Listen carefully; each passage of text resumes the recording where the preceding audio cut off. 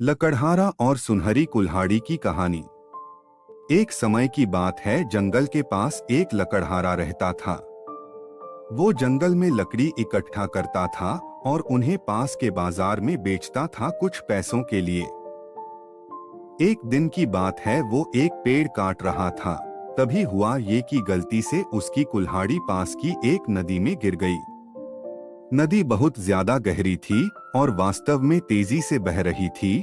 उसने बहुत प्रयत्न किया अपने कुल्हाड़ी को खोजने की, लेकिन उसे वो वहां नहीं मिली। अब उसे लगा कि उसने कुल्हाड़ी खो दी है। वही दुखी होकर वो नदी के किनारे बैठकर रोने लगा। उसके रोने की आवाज सुनकर नदी के भगवान उठे और उस लकड़हारे से पूछा कि क्या हुआ। लकड़हारा ने उन्हें अपनी दुखद कहानी बताई। नदी के भगवान को उस लकड़हारे के ऊपर दया आई और वो उसकी मेहनत और सच्चाई देखकर उसकी मदद करने की पेशकश की। वो नदी में गायब हो गए और एक सुनहरी कुल्हाड़ी वापस लाया, लेकिन लकड़हारे ने कहा कि यह उसका नहीं है।